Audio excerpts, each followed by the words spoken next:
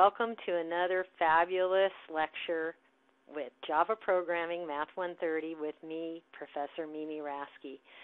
Let's take a look at trying to find the maximum in a series of values entered in by the user sitting at the keyboard. So let's take a look at the specs here. This assignment is pretty intense, so strap on your seat belts. Here we go. We're going to open up NetBeans, and you can follow along with me. We're going to go have a counter and an accumulator in here, as well as a sentinel. And the sentinel is going to tell us when we're done entering data. And so we're going to have our sentinel be 0 because that's going to be unlike all the other values. Usually you pick a sentinel that's not your typical entered in input. So we're also going to use the cookbook code from a previous example when we construct while loops with user input. So the strategy is going to be this. We're going to have a variable named max, and the very first value we grab from the keyboard, that's going to be our starting maximum. So we're going to have another variable called value that's going to be the one that will capture the input data. And then we'll also have a sum. So the sum is going to be our accumulator here, and we will initialize it to 0. And so I just want to make sure you get that is our accumulator.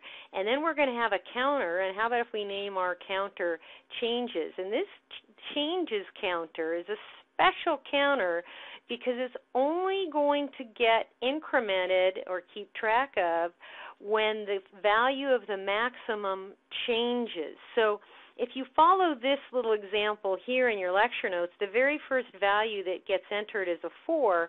And remember I said our strategy is going to be the very first value we grab from this series of values will be our initial maximum. Then we're going to add that value to the sum, so 0 plus 4 is 4. And then we're going to stay in the loop and keep asking the user at the keyboard for another value. So we'll have a new value of 51, which will promptly add to sum. 51 and 4 is 55. And then it's going to check with a little if statement inside your while loop, is this new value, 51, greater than our current maximum? And the answer is yes. So that means that we're going to change our maximum to take on that new max value we have and increment your changes counter to 1. And then keep going. So your loop will continue. The next value entered will be a 9, which you'll add to your sum. 55 plus 9 is 64. And then you'll check in an if statement, is this new value of 9 greater than the current max? No, it isn't. So keep moving on.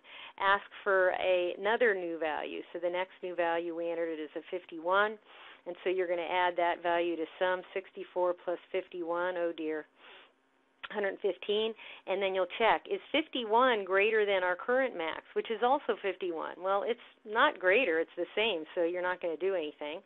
And then grab a new value. Your next value is 60, so is that value, oh, you better add that to your sum, sorry, 175.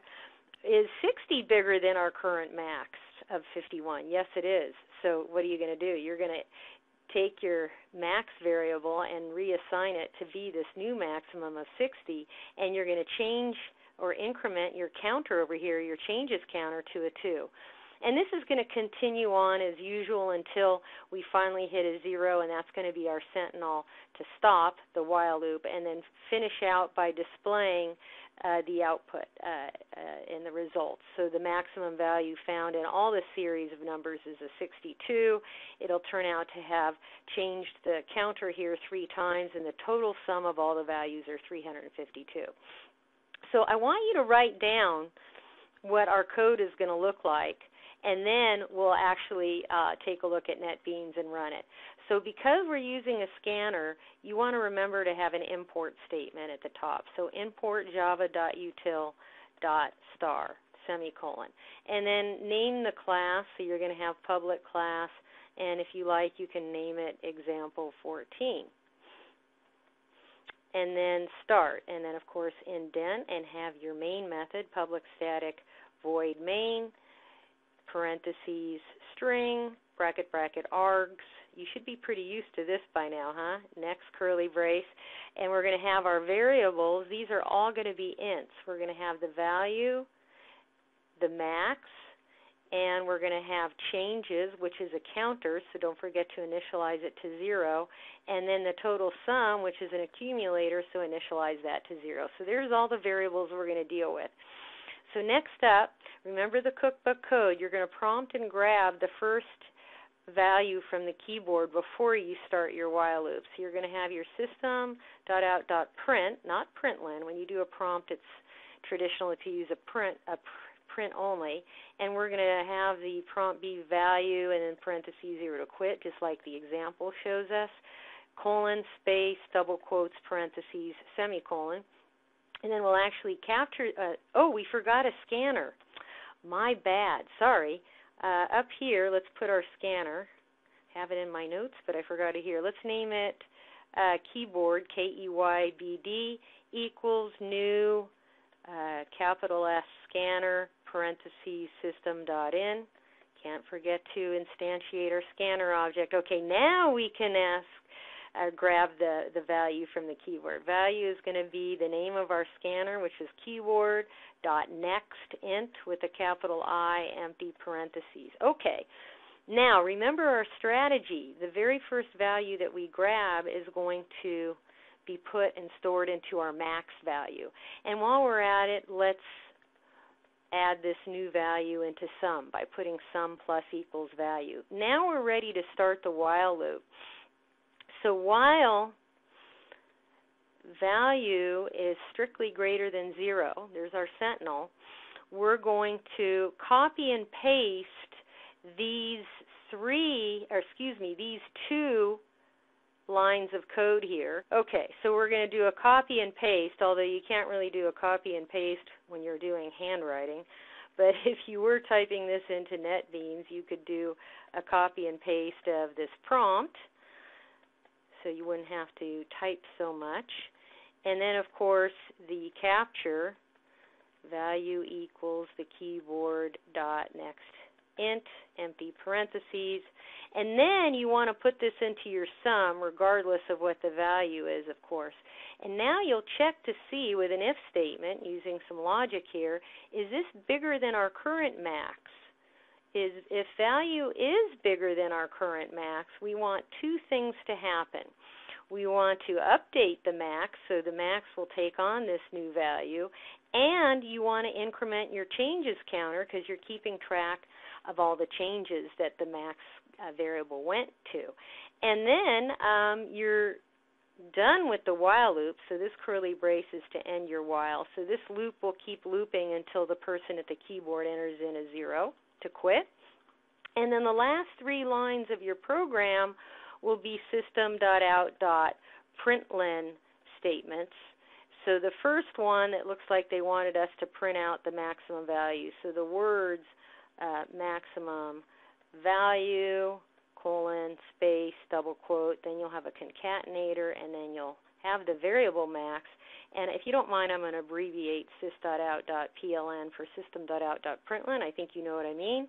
And it looks like the next result to print out is changes. So we'll do changes, colon, space, double quote, concatenator, and then our changes variable.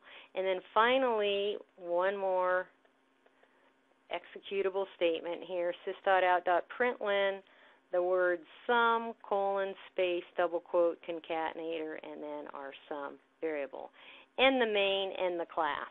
Okay, so that's it, but let's go see it working on NetBeans, shall we? Okay, here in NetBeans, I've basically already typed in all of the code that we hand wrote down. So let's cross our fingers. It doesn't look like there are any red bubbles or errors, so it looks like it's going to work. I'm going to run it. And we'll enter in exactly what the user at the keyboard entered in this particular example to double check that we did it correctly. So it looks like the first value is a 4, and then a 51, followed by a 9, then another 51, then a 60, then it looks like a 54, then a 62, then a 61, and then a 0 to quit. Okay, and it looks like it printed out. The maximum value of 62 changes 3, sum of 352. And that concludes this wonderful lecture on accumulators and counters and a sentinel, finding the maximum in a series of values. If you wanted to change this up to find the minimum of all these values, what would you do to modify the program? Think about that and go ahead and try it on your own. Happy programming.